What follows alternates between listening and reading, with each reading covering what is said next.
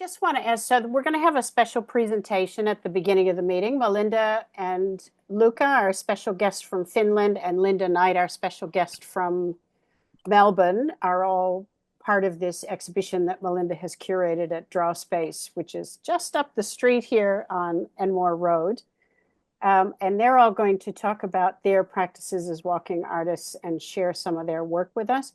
So if I could ask everyone to put themselves on mute while they talk, they're going to share their screens. And then once they're done, we'll be open for general discussion. Okay, so over to you, Melinda. Thank you, Molly. So just bear with me for a minute.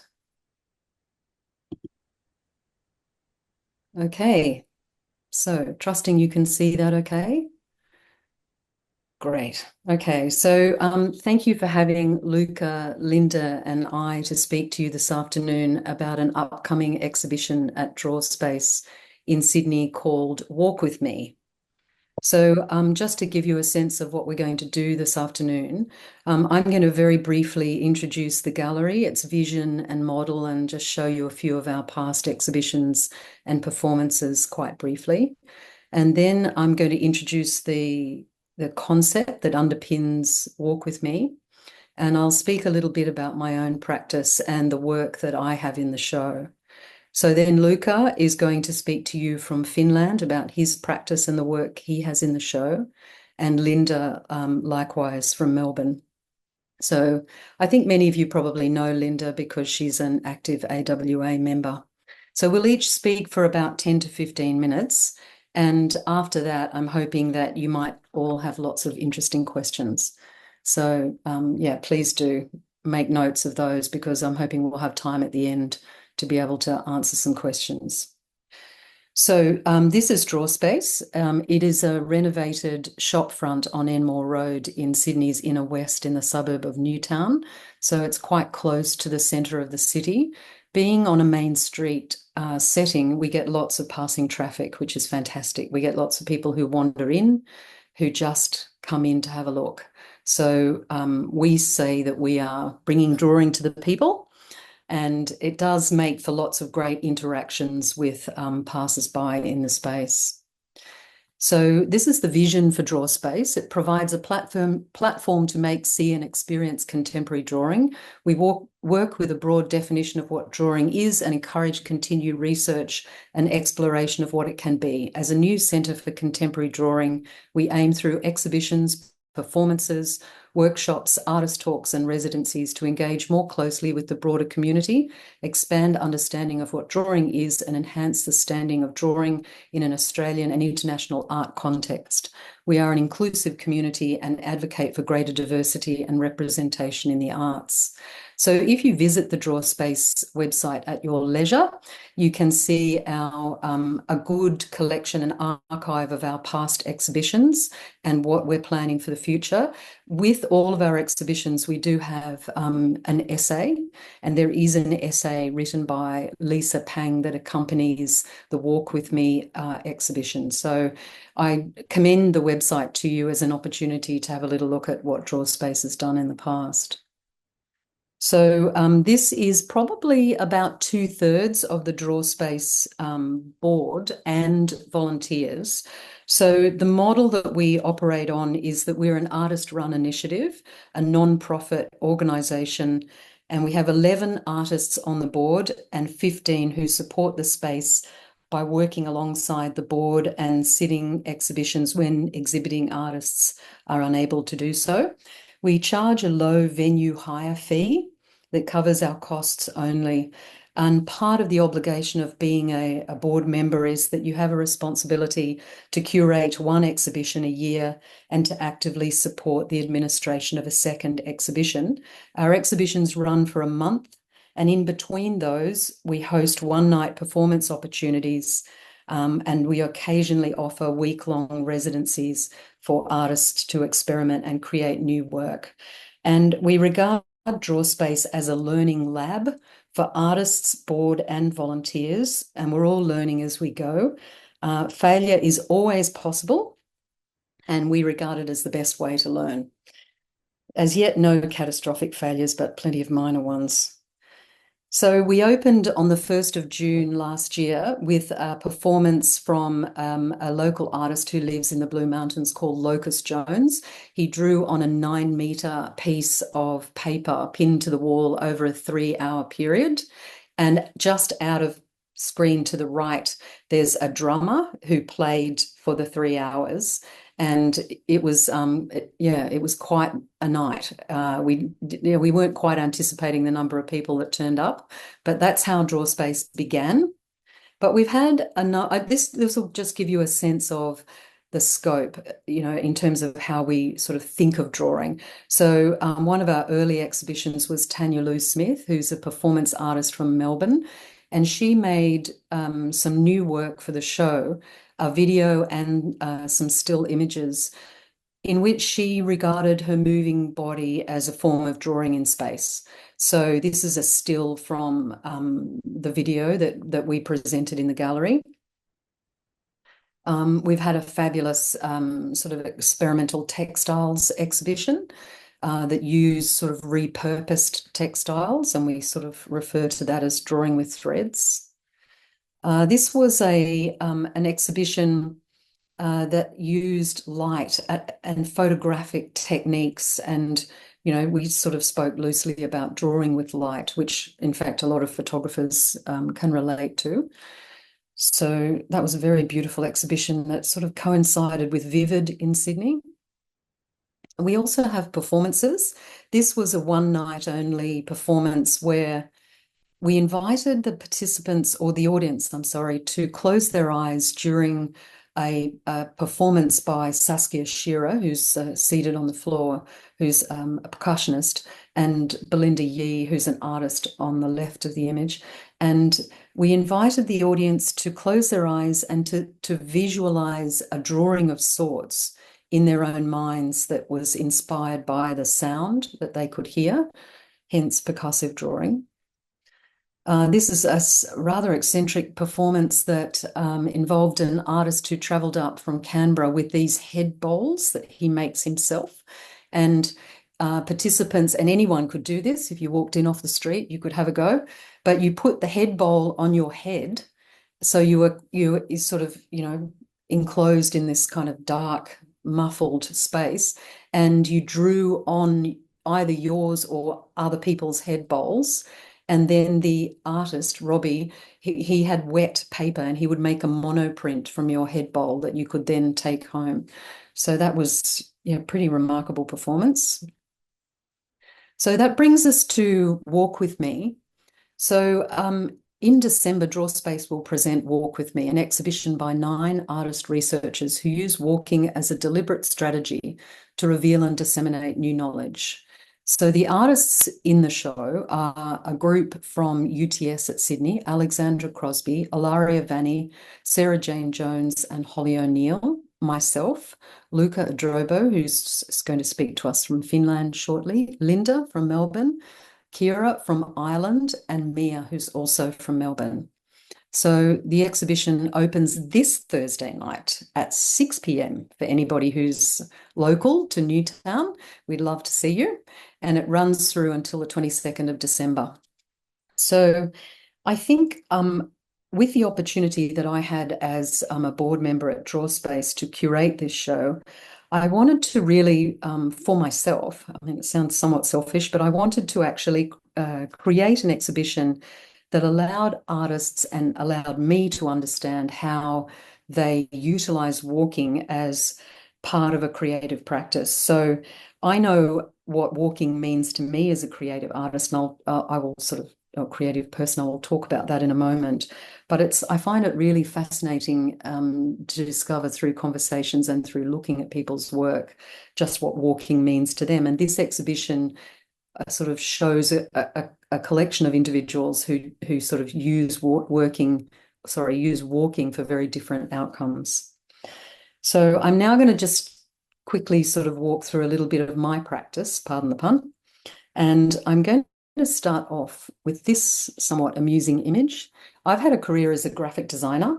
So this moment in time, this is my youngest son, this marks the point at which I considered myself liberated from the parenting responsibility and free to go to art school. So I studied for 5 years at the National Art School in Darlinghurst. Some of you may be aware of this institution. It's housed in an old jail, so it's quite an evocative and beautiful location. And I did both the undergraduate degree in printmaking, and then immediately after that, the postgraduate degree. I did the Masters of Fine Art, majoring in drawing. So I'll just go through that journey a little with you, just so that you can see how walking has sort of become an active part of my practice. So I started with printmaking, but the thing that I enjoyed most was actually drawing on large copper plates. And the thing that I think I was drawn to was an abstract response to sight. So this work, as you can see, is quite a heavily worked plate, and it's a response to Kernel. So I'll show you a little bit about that. During the 3-year degree, it was just before COVID, in search of a site that was meaningful, over a 5-day period, I walked all the way from Palm Beach, from Barrenjoey Headland to Cronulla. So it's, quite some distance. And I was struck firstly by the fact that I'm walking on country, but also by how many places I had quite strong memories and associations with. And during that walk, I, of course, walked around the peninsula that is Kernel.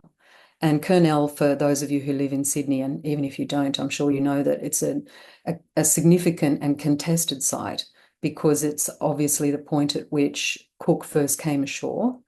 And as a site, it's incredibly diverse. You can see from this aerial photograph, there's a large, in Botany Bay, there's a very beautiful sort of water bird sanctuary.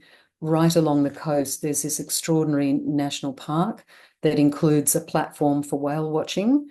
But at the same time, you've got a disused oil refinery, which has polluted the area quite substantially. You've got Sydney's desalination plant, so that we're ready for the next drought when that arrives. You've got a very large sewerage treatment works. And where you can see, I don't know if you can make it out, but it says Boat Harbour Park. That's actually the location of what were some really incredibly beautiful sandhills 40 and 50 years ago, all of which have been consumed by the mortar that's between the bricks in the houses in Sydney. It was all sort of taken away to be used in the building industry. So this particular site resonated with me, I think, for lots of reasons. And I located at Boat Harbour this midden, which is very large and strewn with all sorts of rubbish. And it became, it's a bit like a sentinel, really, that sort of looks down the beach, looks south. And it just became a site that I felt I wanted to respond to. And I did so starting off with drawings, and eventually created a very large drawing, making use of the most enormous etching press that's in the printing department at the University of Sydney.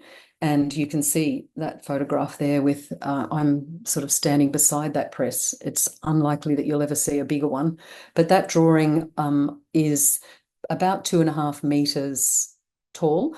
And I embossed the paper using materials that spoke to sort of, that interaction between Indigenous people and colonizers, and charcoal and loose pigments and materials from the site to create that large-scale drawing.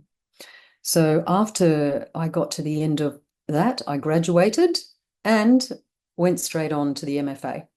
I continued to experiment with embossing, and I thought of it, I think, as I thought of the trace, and I thought of archaeology and remnants and objects that are left from, earlier times. And I wanted to make drawings that spoke to a site, but did so through that sort of archaeological lens.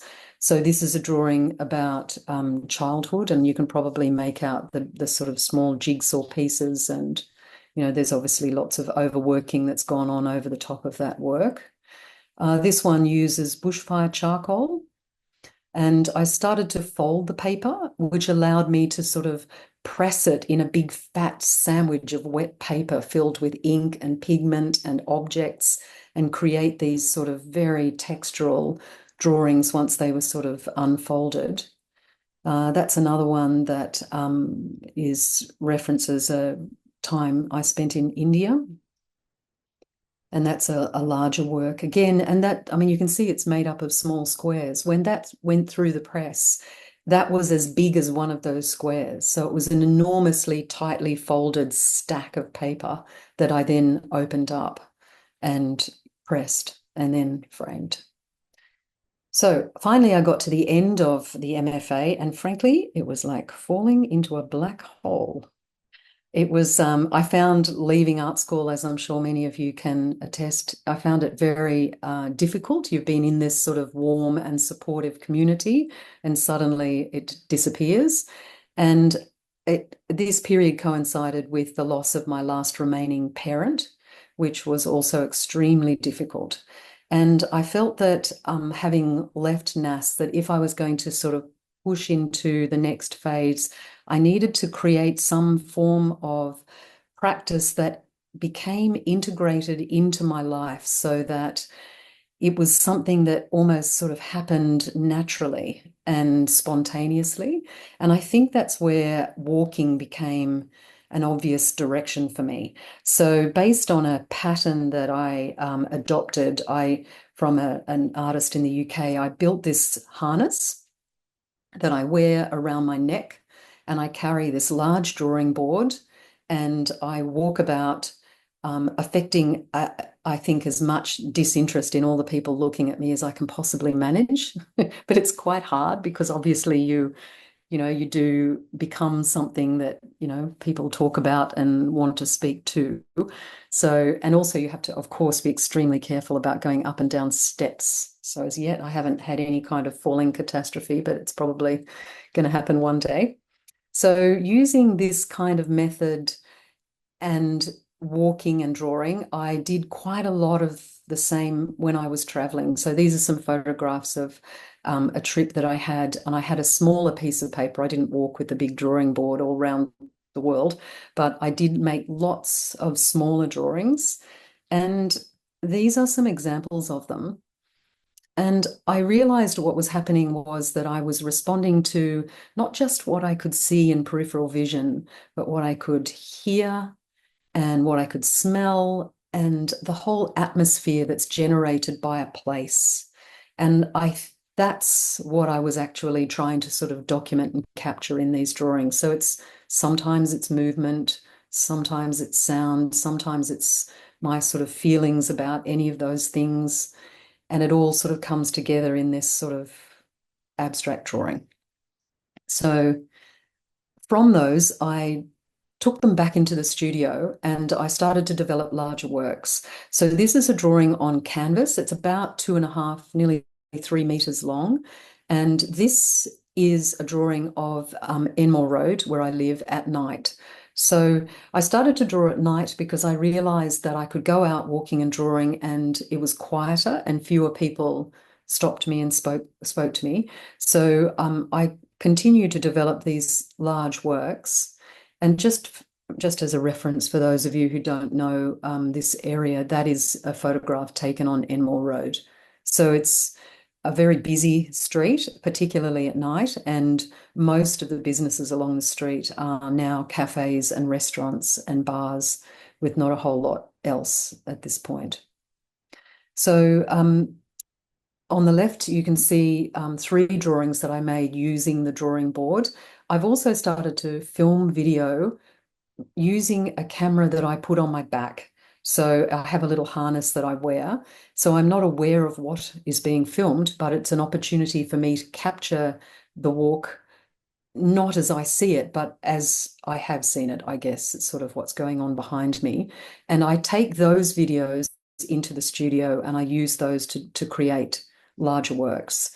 So These are some examples of some more recent walking drawings. These were made down in down in Hobart, walking around the historic women's factory site. So I also erase. I do prepare the surface. Sorry, I should have added that. I do often prepare surfaces that I take with me. So in some cases, you can see where I've erased material as I've been walking as well. And more recently, I've gone back to just using a more sort of minimal collection of materials when I'm drawing. This drawing is on drafting film, which is a sort of a polyester surface that's very durable. And I did make these works walking and drawing in a piece of vacant land quite close to where I live. I found a gate open and decided to sort of walk in and see what was there. And it's sort of hard up against the railway line. So I had passing trains very close by. I had, lots of noise and birds and planes going overhead. So, I can certainly feel that experience when I look at that drawing. So that drawing is the one that was selected in the Trinity Boy Wharf Drawing Prize. So I think right now that drawing is in Salisbury. I think they moves around the UK for 12 months. So this is the work that I'm going to exhibit in the exhibition Walk With Me. So this is a drawing that references nighttime on Enmore Road. And as you can see, it's a very busy, intensely layered drawing. And again, because this practice is so experiential, when I look at it, I can feel that experience myself of sort of being present in that site and walking up and down that street. But that is a studio work, and I have referenced smaller drawings and the videos that I've made at night while I'm walking and drawing. So it's about 1.3 meters long and nearly a meter high. So hopefully, I'm hoping that some of you may get into the show to have a little look at that. But I hope that sort of description gives you some sense of, how I'm making use of walking in my practice and, the kind of work that I'm generating out of that. So there are a few details. So as you can see, there's a lot going on in my work. So I'm looking forward to hanging that in the next couple of days downstairs in Draw Space. So that's it from me. I will stop sharing my screen and I will hand over to Luca. Thank you. Yes.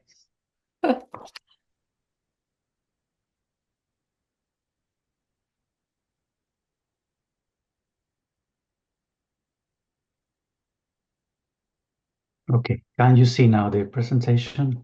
Mm-hmm. Yeah, thank you. So thank you so much for this invitation to speak more about my research and walking art practice. I will try to follow also a similar presentation as Melinda's. For those of you who don't know me, well, I'm Carlos Idrobo, or Luca as an artist. I'm a multidisciplinary researcher and artist based in Finland. As a researcher, I am specialized in psychology, philosophy, and art history from the 19th century onwards. And for the last 14 years, I have been specializing in working in art, science, and culture. And as an artist, well, my artistic background, I started in music, actually, in classical guitar and singing, and then I moved towards creative writings, and then photography, which has been my main medium. And then a few years ago, drawing. So I kind of would like to say that I basically started working as a walking scholar, if I may.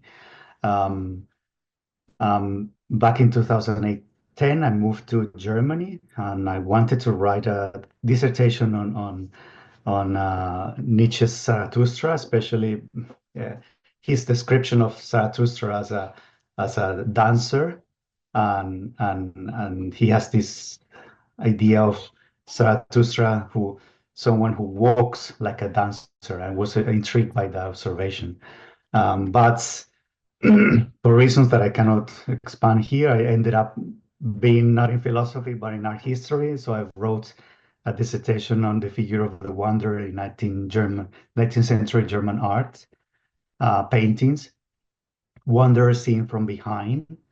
And that culminated in this book in 2009 that published 5 years ago, 2019 in German. And since then, when I moved to Finland, my postdoctoral phase, I expanded my research into not just painting, but also every other medium and also contemporary times as well. And for the last 2 or 3 years, I have been researching on working, especially in the medium of photography, films, and drawing.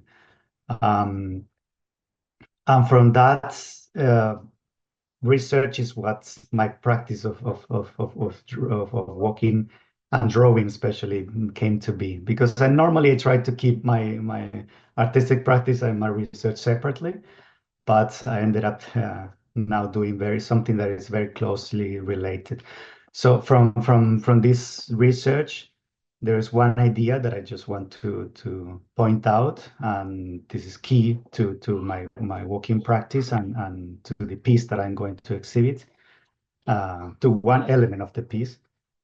And this might sound cryptic, this sentence that I put here. So our gate signature is the performative abstract of our identity, an invisible abstract that can be made visible.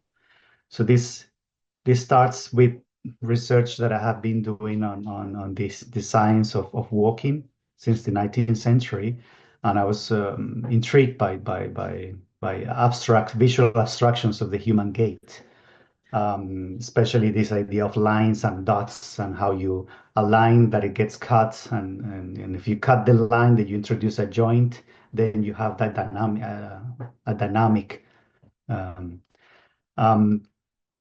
So I can expand on this, but fast forward to the 20th century, especially in the 1960s, all that research on walking ended up with the psychology research on gait recognition and the discovery that we have a unique capacity to perceive walking as a distinctive movement, and that we can recognize our friends and people we know by the way they walk. And we can recognize biological sex and so on. And this ended up with this whole things that we are familiar with, the use of trackers and the markers in the body, the whole motion capture technology with our use we are used to, especially in cinema. But this also led to the discovery of the gait signature, which is a very unique pattern that each of us has when we walk, that is unique to us as our fingerprints, as our irises as well. So, which means this has biometric applications. So scientists nowadays, they are trying to come up with ways to identify people by the way they walk. So you can tell that this is leading to this whole idea of suspicious walks. So you can record extract the gait signature of a suspicious individual and then track that person, regardless of whether the person has the face covered or not. So my practice also, what I started to reflect on is like what art can offer to counteract this idea of gait signature that is not for identifying individuals. So I started to think of this walking drawing as a different kind of gait signature, and I'm now taking a term that Linda uses in her work, this inefficient. So let's say an inefficient signature. So this story of walking drawings for me starts basically in 1881 with this German scientist Hermann Vierholt. One of the scientist that I also pay tribute in my piece that I exhibited now in Sydney, that he had designed these special shoes that through ink from them. And so he made these drawings on a yellowish straw paper of 1 meter by 9 or 10 meters long. And also he had built corridors. So what you see in the image here, this is the feet, and this here's the left hands or arms and the right one. So he had these walking corridors where you can paint with ink along the corridor. So some of the things that I was researching, I was okay. Of course, I landed on with William Anastasis, his pocket drawings. And part of that research, I got to meet this visual artist from Finland, Kalle Lampela, who has started doing back in 2019 and 20, doing these walking drawings with a tray similar to Melinda's, with 5 pens hanging. He had used also 3 pens and then 5. And then he also created with this technique. Of course, the technique is not new. Some people, other artists have used it for recording the movements of trees, for instance, Tim Knowles. There was a Finnish artist also, even earlier than Tim Knowles, who have done this also with the trees. Olafur Eliasson did this with a hanging pen with a boat. And then Kalle Lampela was building also a drawing box that I can show you later when I stop sharing my screen. And this is the drawing box that I have been using too. This is a kind of example of what he's doing. So we became friends, and I had this idea. Okay, let's have you try this box with other people, and he said no. And okay, well, I started to have this idea. Okay, why don't we just make a workshop or something, and we have participants to use the same box. So we got into the project.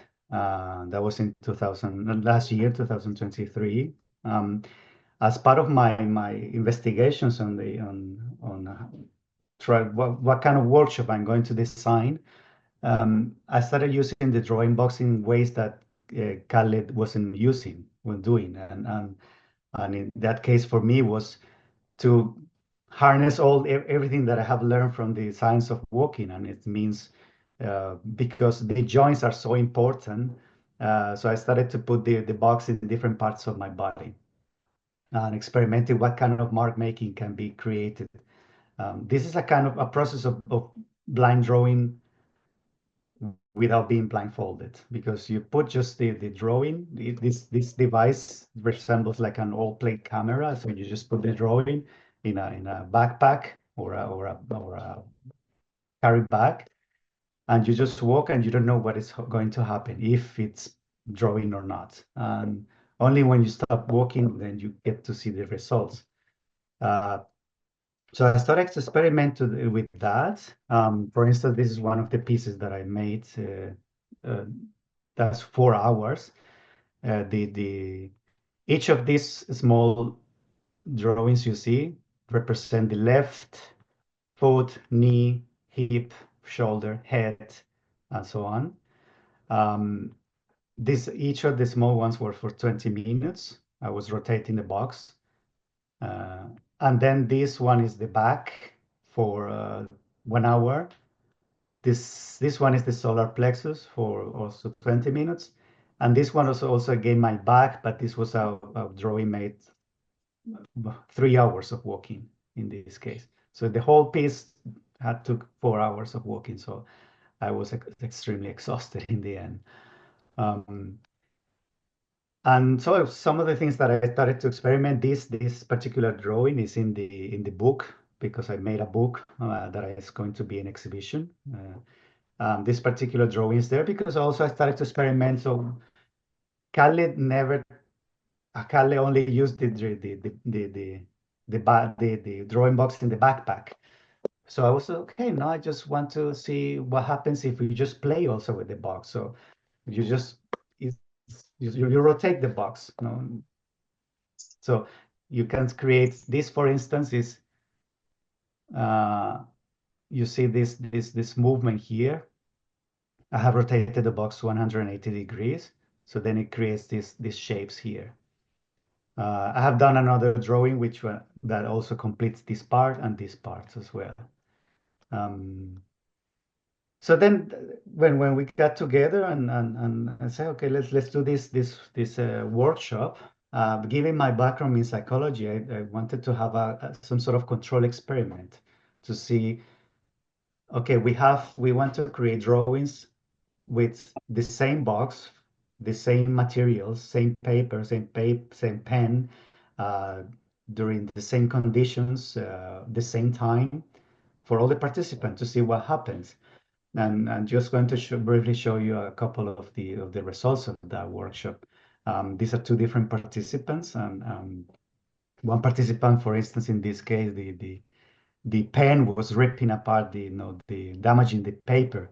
And this was fascinating outcome because when you see the drawing in person, it had some three-dimensional feeling to it because of the damage.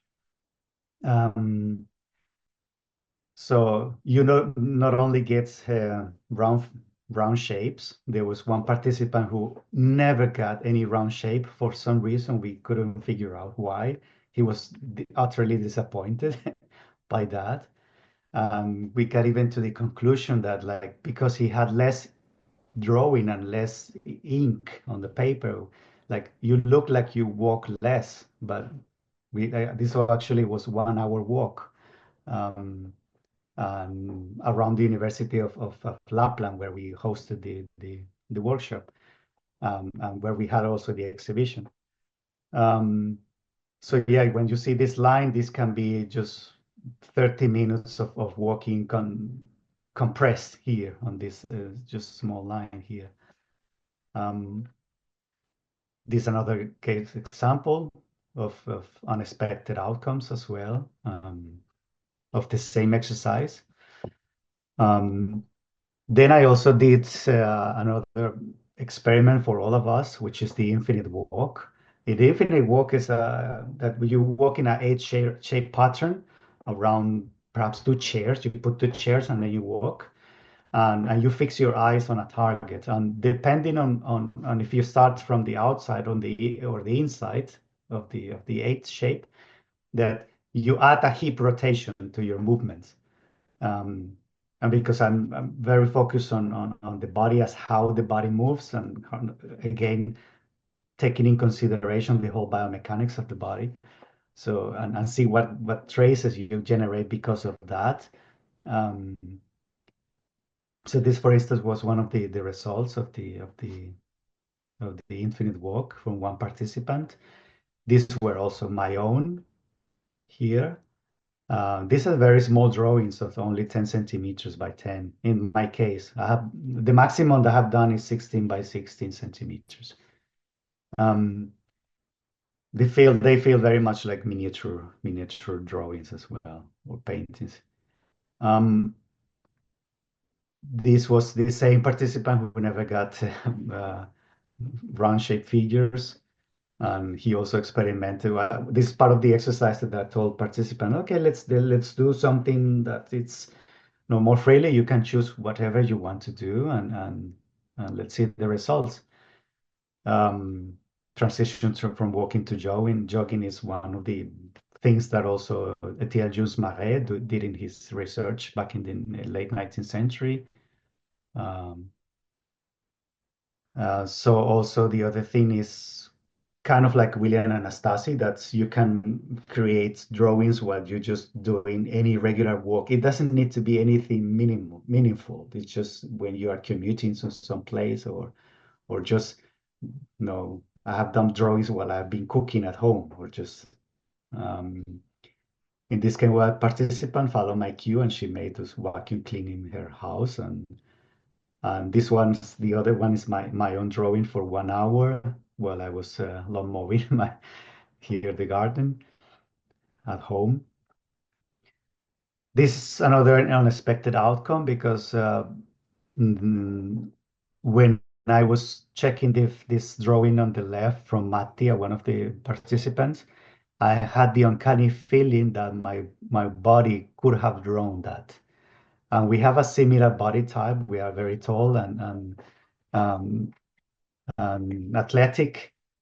And I don't know if it explains or we move in a similar way, but we compared these drawings and we were fascinated with how similar they felt.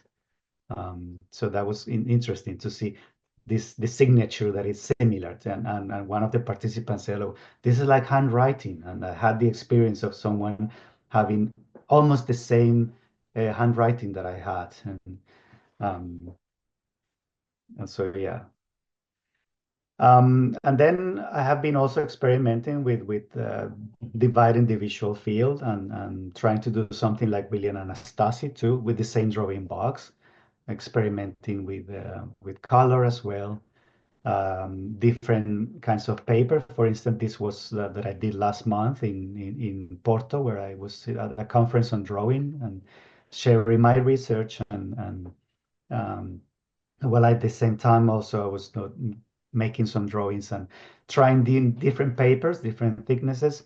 And this was the first time that I did, for instance, with just very simple ball pen that I tried to avoid because I just simply regarded as not interesting of a of a tool. But it was quite interesting to see the results as well, especially on this paper.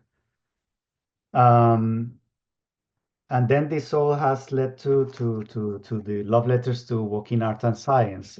And this piece that I'm exhibiting here in the exhibition, Walk With Me, I call it a cumulative piece because I try to devise a piece that in series, because I mostly work in series, where I can pay homage or tribute to many of many elements of or artists and techniques that working artists have done and working scientists. Um, so in this case, for me, was the departing point was making the negative version of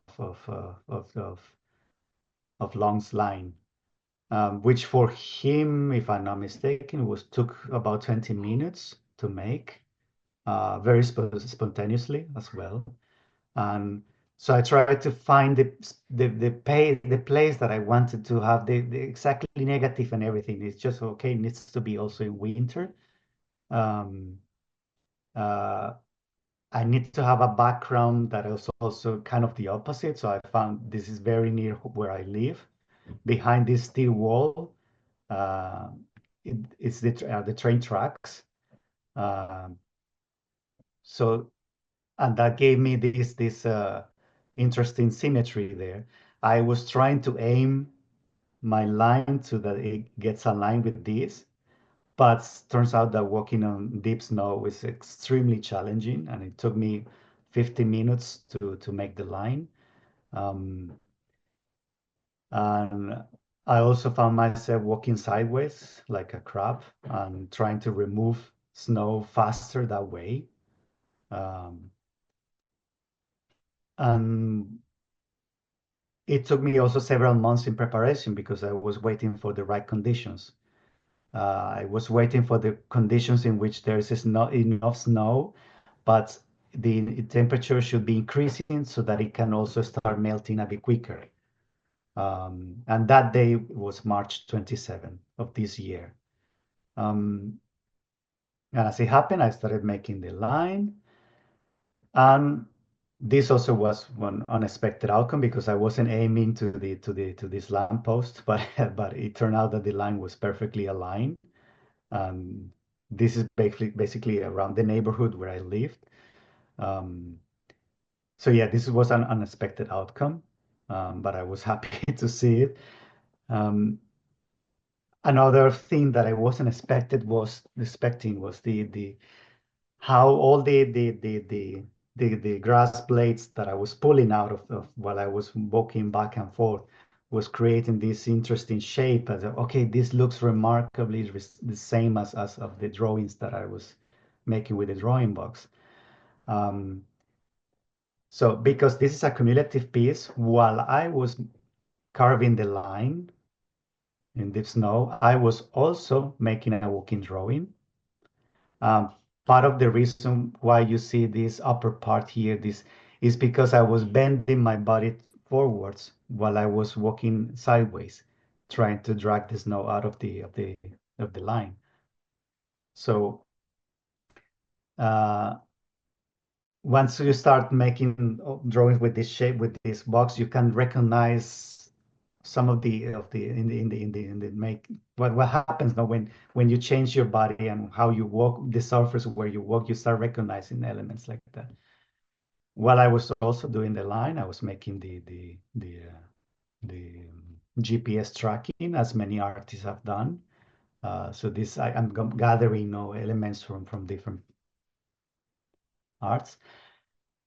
Because the walking the line just became some sort of corridor because it was very deep snow in some parts, up to let's say 25 centimeters, perhaps 30 towards the end. And then during the day, it started to melt and flattening a bit more the snow. So this was at night the same day. So I felt like, okay, I have my walking corridor like the scientists in the 19th century. So they put lights specifically in the spots that he had used as well to make like drawings. This color corresponds also to the colors that the scientists used, aniline blue and fuchsia. So that's also part of the tribute to illuminating the line was also some tribute to Tim Knowles' night walks as well. So yeah, so this is one of the photographs that you are going to see at the exhibition. The other unexpected outcome of this was that a couple of weeks after that, I saw that the line was still there. This was not expected. So it came to me the realization, okay, this series is turning also into a, let's track the line. Let's see how long it lives. And it happened also, this also almost almost 2 months after the line was done, there was faintly there. So the whole series turned out to be also a documentation of the life of a line and the disappearance of the line. So yeah, this is basically what I'm showing now at the exhibition. Thank you.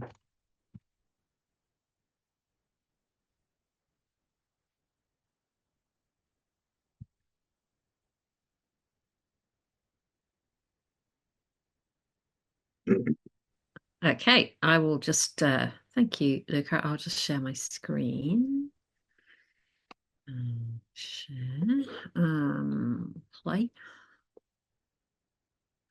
Hopefully that looks okay. All right, so I'm just going to talk about the work that I'm doing for Walk With Me, because I have a couple of projects that, like most of us, I have a couple of projects that I circulate through and do different things for. So, but this is the work that I've been doing on the citizen census, and so I'll talk about that particularly for this today. And so I'll try and kind of go back a bit and do a chronological storytelling of it.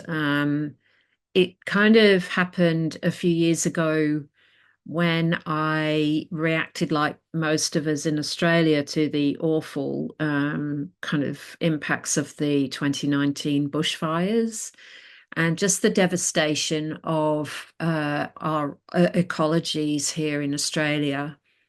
And I just felt really compelled, like a lot of us, to do some work on that issue.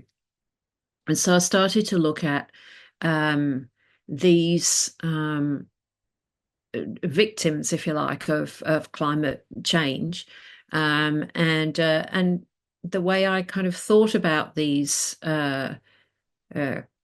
animals, insects, fish, reptiles, etc.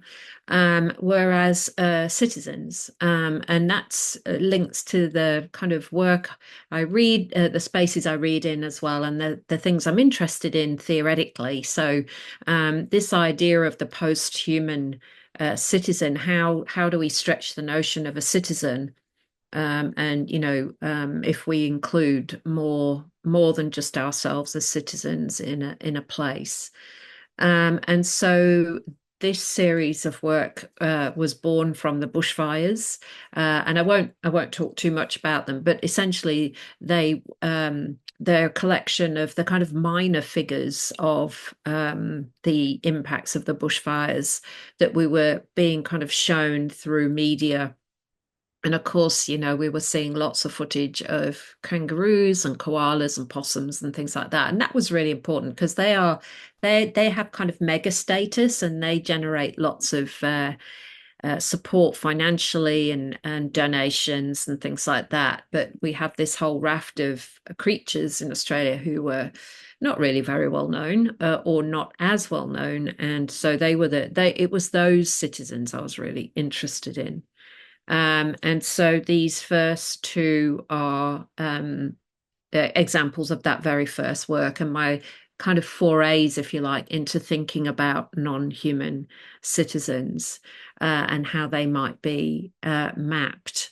And so these weren't particularly walking-based drawings, which is why I'm skipping through them, but they started the kind of conceptual journey, if you like, which then moved into a walking-based practice. And these are more of the images. These are later images using that same style of work, where I'm interested in the kind of overlayering of recognizable imagery with more abstracted mark making, and they're all of this particular creature. So they're all of the creature that you see, the species that you see. But some of the work is abstracted and some is more recognizable or representative. And again, it's about how we come to think about urban populations and citizenship and the kind of rights to citizenship. And I'm very interested in the work of Isabel Stenger's work that she's written about the cosmopolitics, and then how the notion of cosmopolitics has been taken up by other people such as David Ingram and others who are kind of looking at the acts of being political, and I'm very interested in that concept and notion, and how non-human citizens can be politically active. And so that's where my work is at the moment in terms of the ideas that I'm exploring. So those early marks around kind of the abstracted parts of those early drawings are things that I kind of took up into the drawing and walking space. And so, like both Melinda and Luca, I do stuff in situ. I know many of you here also do that as well. I like repurposing things. I like the kind of ways of working on repurposing. So I buy these calendars and then make them into books. And I quite like working on top of repurposed paper. I guess like the palimpsest, idea is something that's very attractive to me.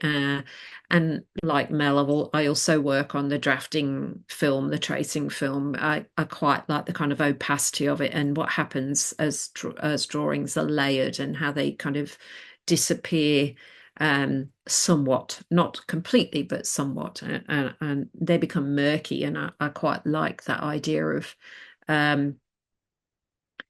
drawing and walking for me is a time-based practice as well as a kind of mark-making practice, and it's the idea of the duration that I'm kind of interested in, and how to think about that in a non-literal way.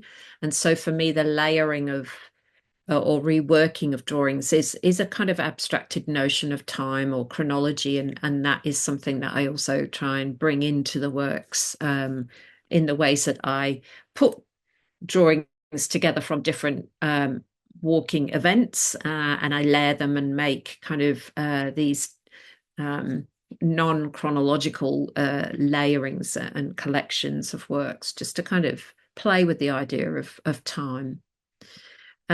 More of the same. So what's happening in these drawings is I think probably some of you know I'm interested in a form of mapping. I wrote a book called Inefficient Mapping, and it's a practice I developed to certainly not invented mapping at all, and very clear to say that I haven't, this is, I'm not trying to claim the space as a new inventor or anything, but taking up the idea of counter mapping, and thinking about how I might use counter mapping in particular ways. So what I'm interested in is the idea of movement and the Karen Barad's notion of phenomena. So the kind of multiplicity of things occurring all at once in a scene, and Barad's notion of phenomena is the kind of particle physics inspired notion of phenomena rather than phenomenology,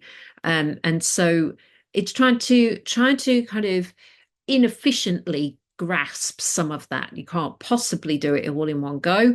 You can't possibly capture it all effectively or wholly, and so it's raising the issue of the more than human through the inefficient, through the incapacity to actually distill and control, but madly grabbing at small details as you try and look at them as you go past. And so they're kind of they're very incomplete. They're very I like to think that they are full of excess, these drawings. So they I hope kind of grab the excess as well as the small scratchy marks that I've made to trace a movement or a sound or a breath of air or a flicker of the sunlight or something like a smell. And so yeah, it's the marking of the excess as well as the inefficiently marking the small things I could manage to see and capture. And so these are like Mel and Luca, I do work in movement. So I often hold my sketchbook against my stomach. I grab my pencils in what's called a fist grip, and I often have more than one pencil in my hand.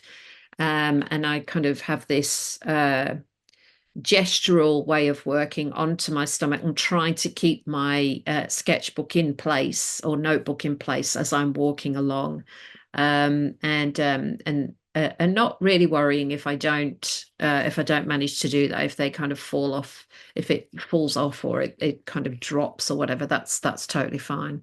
It is very much a kind of gestural interaction with space as I'm walking along. And so these are tracings and mappings of citizens, and sometimes I will choose a type of citizen to kind of map through a walk. And it's from that act that I really started to think about this citizen census, and it's that work that I'm going to show in the gallery. So been exploring it in the citizen sense, or the idea of a census, in some other projects. So this was a project I did for the European Festival of Culture, and this is just a very small close-up of the whole work. This included 40 mappings of species that are in a very precarious state in my home county. So I'm from Leicestershire in the UK. It has a long history of kind of sheep rearing, so it's very arable, considering the size of Britain and the number of people living in Britain. It still has quite a lot of farmland, but the kind of grabbing of land for capitalist gain has resulted in the loss of meadows and kind of woodlands and things, and many of the kind of ecological balance in those areas is tipped almost beyond repair. So this was a kind of way of looking at those. I looked at 40 species and mapped the 40 species. But the idea of them being these kind of more than human citizens of my home place.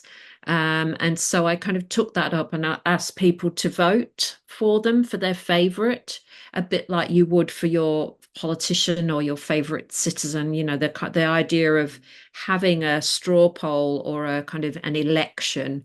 And so just playing with some of these ideas in this kind of more than human way. And how we start to kind of value citizens or validate certain citizens over others, and how that works in the kind of animal space. And so I then started to think about the citizen census and how that might work, not only in terms of the idea of the post-human citizen, you know, how do we conceive of a citizen? But the idea of taking the census. And so that's the thing that really has the walking practice at its heart. So my first experiment with the citizen census kind of invitation, a social practice invitation, if you like, was to hand out these maps that you can see you can see the edges where I've cut them out. They were literally cut and paste from, like, you know, kind of enlarged photo copies. Like, it was very old school, but they were from population density maps of different places in Australia. And just mashing them together to make a kind of archetypal population map that then I invited people to walk with and take a citizen census in the moment of a citizen they had chosen. And the citizen could be like cigarette butts, or it could be burger wraps, or it could be pigeons, or it could be cockroaches, or it could be dog poo, or it could be like, it could literally be anything. And people would take a walk and take the census. And what I like about this is the subversion from the kind of latitudinal snapshot, which is what a census is in its formal sense. It's a very fine time frame, but capturing everyone, what we call a latitudinal snapshot. And it subverts that. So it's completely random. They happen at different times, different places. I've no idea who's taking a census of what. I don't even know how they're going to do it. I don't even know what marks they're going to use or anything like that. But the thing to unite them was to mark their shadows, because that's a kind of ubiquity of things, of bodies, of even vapors. We kind of throw a shadow. And so I kind of invited people to mark the shadows of their citizen whenever they encountered it on their walk. But you can see here the marks are random. It doesn't represent kind of cartographically where they've gone. So these lines don't represent the turn in a street or the walking around a park or something like that. I invite people to kind of fold and unfold the map. They're concertina folded, open it up, refold it, take the census, refold it, and do it on another part of the map. And then when they feel that they've done their census, they return it back to its origin. So I've done these in various workshops and various exhibition spaces. But then I kind of bring the officialness of it by marking them in a citizen census record, and these go onto my website. And there's this kind of completely inefficient post-human census. And what the work is about is it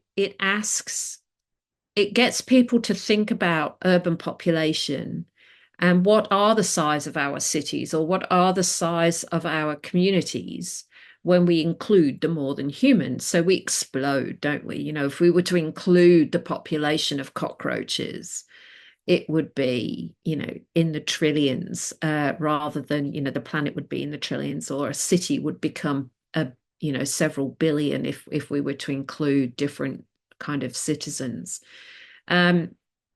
and it gets people in that kind of frame of mind of thinking about citizenship and civics beyond their own type, beyond just being a human and being with other humans. And we know that civic agency is afforded to more than human citizens. So, for example, if you live in a big city, as I think many of us either live in one or near one, we will have seen the spikes in shops and on buildings to stop the pigeons, right? So a lot of money is spent to keep,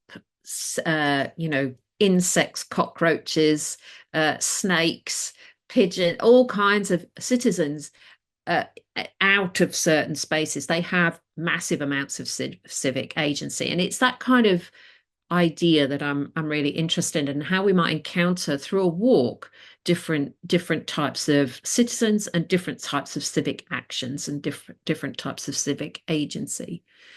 And so taking the idea, I then was interested in hazmat suits because I really I love the performative and thinking about how to stretch that beyond a flat paper surface, and how might walking and drawing and taking the citizen senses be enabled perhaps differently by this drawing on ourselves, and how this could be done in a whole body way, and kind of open up opportunities, a bit like Luca's work into the gait.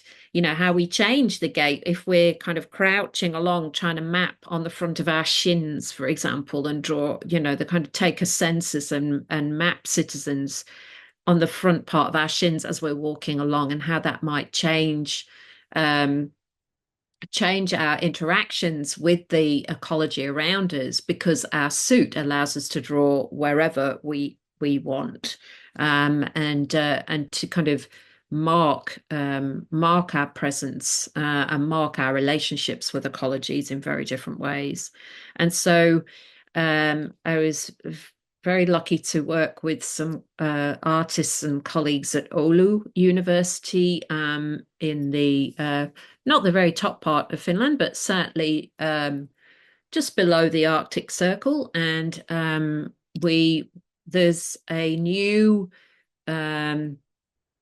there was a new park for the town. It was a forest for a long time, obviously, but it had been made into a kind of national park for the local town, the people of Oulu to use. And this is called the Sangenjoki Forest. And the forest is very popular for gathering loganberries and blueberries. It has this incredible kind of subarctic temperature and ecology to it. We drank from a lake that you can see there. It's it's so northern. It is a beautiful clean space, and just getting people to work with the space and think about different citizens, like the lichen, for example. This person here is mapping the lichen. It was a very wet day here. We had sleet and rain, so that became part of our ecology as well, and that we were kind of tracing and mapping and taking a census of as we wandered through the forest. You can see there, I help people understand how I do the mapping, and I encourage people to do this, to use the drawing materials the same way.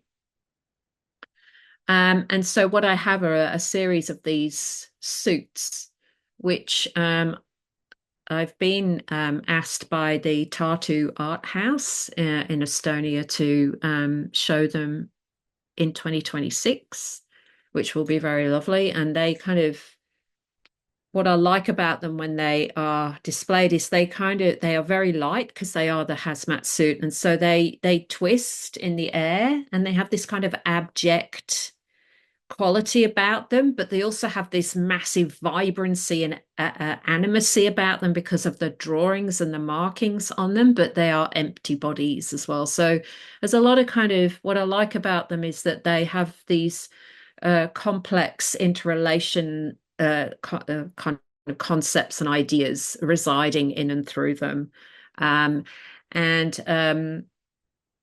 Oh, this is an example. We gave them provocations to help them understand what to, the people in the forest. We had local townspeople come, and so we gave out a series of cards to prompt people what to think about, because some folks were not artists, and so they were like, what am I supposed to do? I don't know what I'm supposed to do. It was a bit of a, a new thing, but they were very enthusiastic and really excited to do it. So we had some of these provocation cards to hand out and get people started. I went back to Finland this year, and we did some work as in the conference. I can't remember the name of the conference now, it's gone. But anyway, so this is Christina, who was one of the team that I worked with in Oulu, and Christina traveled down to Helsinki, and we did some mapping with the participants in the conference. And I also do this with children. And so what's wonderful about this is children grab the idea of the post-human citizen very easily, and this is me, and so the idea that they can draw all over an adult is extremely attractive. I am in the process of making some of these suits in child size because they're very expensive to buy, and I can sew, so I'm making some of them in the hazmat material. But what we do is wrap the children in just large sheets of paper, and they draw around their middles. But they grab the concept of different types of citizens, and we take a walk and we think about some of these citizens, and obviously, thinking in language that is these children are all 4, so they're quite young, and they get it. So here's some of their citizen drawings, and they're like mapping movements, and I work hard to get them not to look at what they're drawing. So these are wrapped around their tummies, and they're looking up at the sky, and or on the ground, or they're watching something, and they're trying to copy the movements and mimic the movements of what they're seeing with many handfuls of crayons and things like that. And then, so this is some of the more recent work that is kind of combining all of these things.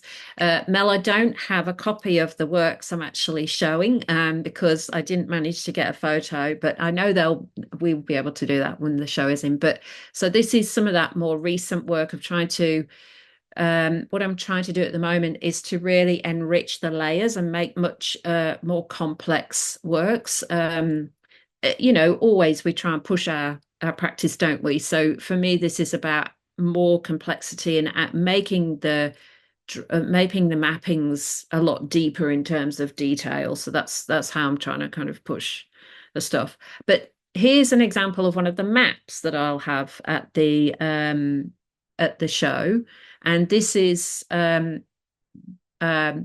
because I'll be in Sydney for just one of the weekends of the show. In the meantime, these are an invitation for people to take a citizen census. And so I've changed the base image from the population density thing. I've used some of my own drawings, and I'm inviting people to map on top of them and to, again, think about mapping the shadows, picking a citizen, going for a walk around the gallery area in the neighborhood, and to do a citizen census mapping. So the instructions are in the corner there.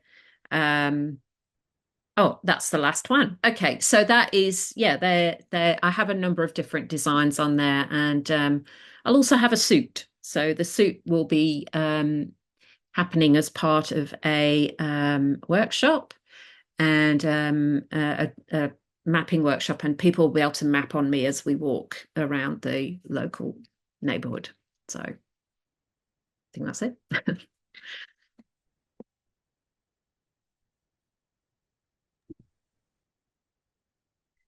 So I'm wondering, does anybody have any questions whilst we're all online? I'm conscious that we've been online for quite a while now, and that, people may need to go, but we are happy to take any questions if there are any. Just a quick word of warning. The meeting, I only booked it for, I set it for an hour and a half. I don't know if that means anything in Zoom. So if it shuts down, that's why. And I'd just like to say thank you to all three of you. This was an amazing, amazing discussion and presentation. So fabulous.